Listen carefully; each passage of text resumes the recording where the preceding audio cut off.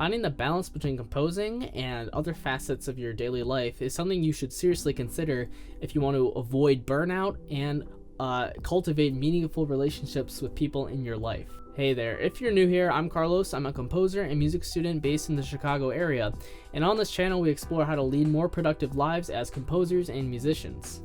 If you're a composer and or music student trying to find the balance between your craft and other social things, then you're definitely not alone. You have to realize that this is one of the most common struggles for any artist. And of course, I've struggled with finding balance, and I still do to this day, but I still want to share what I've done and what I've learned from others about finding this balance between composing and other parts of your life. And of course, everyone is different, so just pick and choose what I tell you in this video and apply it to your own life and give it some time so you can see if it really works for you.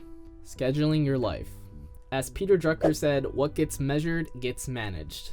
One of the best ways to manage your life is to start using an effective calendar system. And if you already use an effective calendar system in your life and it really works for you, then good on you, because I struggle with this almost every single time. And I think it's really important to have this weekly big picture view of what you have going on. And it just helps you avoid having anything slip through the cracks. So using an effective calendar system can allow you to block out times for just composing, and also blocking out times for social events and hanging out with other people. And again, I personally don't schedule a ton, unlike other composers, but it really does work for a lot of people, and I think you should try it if you don't do it already. This can help you see the bigger picture and really examine what you're giving priority to in your life.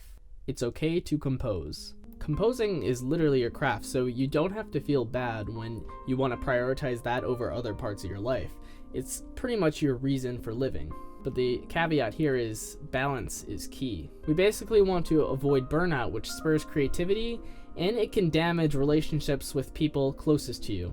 I talked with a fellow musician and composer on YouTube, Alicia Ann, and we had an interview a couple weeks ago, and this is what she had to say about burnout as a composer and musician. So I guess the biggest tip I could give is, instead of going after everything and thinking that like it's making you a better person, really evaluate what is important to you. And if you find that like it's hurting your mental health or your self-esteem, or that you're not progressing in a way that like long term is going to help you, then cut stuff out. So yeah, eliminate as much as you can, because it really does help your mental health. And then you will have time for exercising and reading and hanging out with friends, like, you know, whenever we can. Right.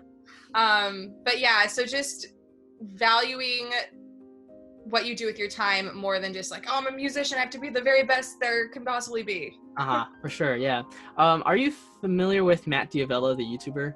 Yeah. Okay, fantastic. Yeah. So he had said something similar. He made this video about burnout, and he said if you keep on doing these sprints where you just keep on, jumping on every opportunity, you're eventually going to burn yourself out. So he recommended, balancing your professional life with things that, contrast it.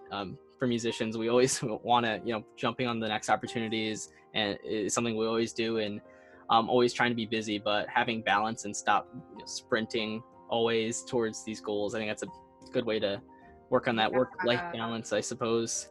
As creator Matt Diavella put it in his video on burnout, he recommends not doing these sprints where you're working 24/7 on a project and not giving yourself that needed break, and having that balance to do these sprints, but then also finding time to do other things completely unrelated to just reset is something super important. Go outside.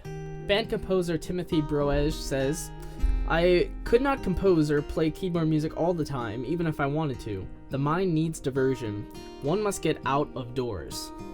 Now, we can gain more perspective and ideas if we just get outside and stop sitting holed up at our desks writing music, because if we stop actively thinking about something at our desks and we go outside, we can let the subconscious kind of solve these issues for us, whether it be compositional or just other issues we have. And just getting outside is one of the best things you can do. And it's not like we need to go outside and run a marathon. We can just start walking. And in fact, walking is one of the most useful things you can start doing, and it's super easy to do, and you don't need any equipment or anything, and it's accessible to pretty much anyone. My daily routine pretty much consists of walking every single day, And it's useful to mix these in during your break sessions when you're doing these big blocks of composing. To break up that work block, you can just start walking in between them, or maybe for a lunch break, you can just walk outside for a little bit.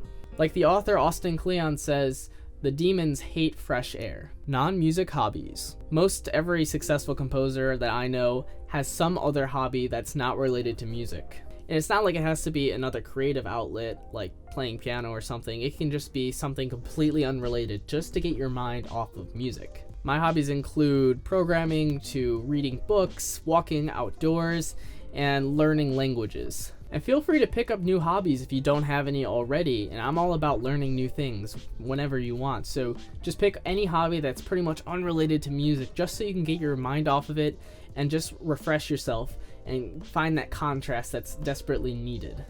If you have any tips on composing and balancing that with your daily life, then leave them in the comment section down below and we can start a discussion. And if you're struggling with crippling self-doubt about yourself as a composer and not feeling good enough, then go ahead and check out my eye-opening video on imposter syndrome, and I'm sure that will be a great help. Anyways guys, thanks for watching and keep writing.